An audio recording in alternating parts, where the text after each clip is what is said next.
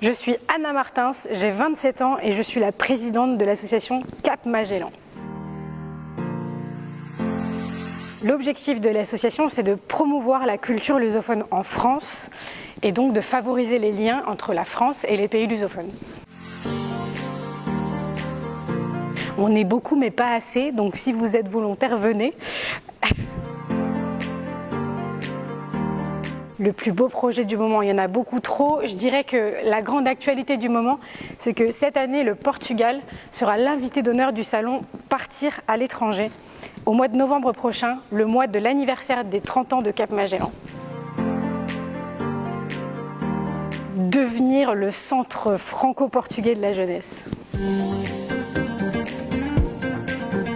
La cité universitaire du 14e arrondissement de Paris, là où justement tous les étudiants venus du monde entier se réunissent, parlent plein de langues différentes, ça foisonne dans tous les sens.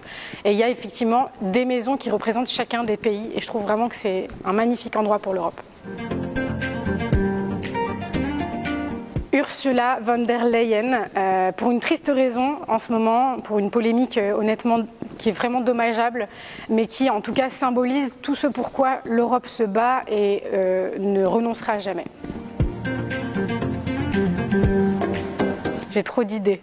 Je dirais des antipasti italiens, un bon jambon espagnol, un poulpe à la lagareiro, comme on dit au Portugal, un petit vin portugais évidemment parce qu'ils sont quand même super bons, et je pense que je me fais quand même une petite bière allemande. Je programme du fado en musique évidemment, je programme en exposition artistique, je fais venir Vils pour le street art et Johanna Vasconcelos.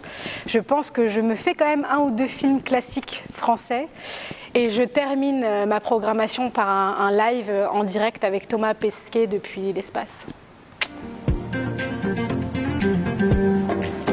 Je me sens parisienne de souche, française de tête, portugaise de sang, européenne d'âme.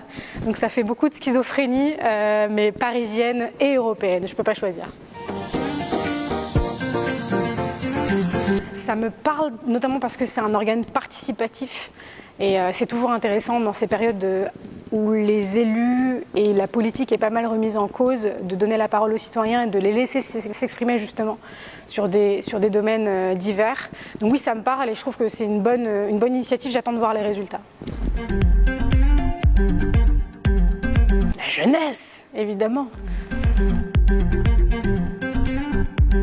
L'uniformisation des équivalences et des diplômes d'un pays à l'autre pour faciliter justement la mobilité des jeunes entre les pays.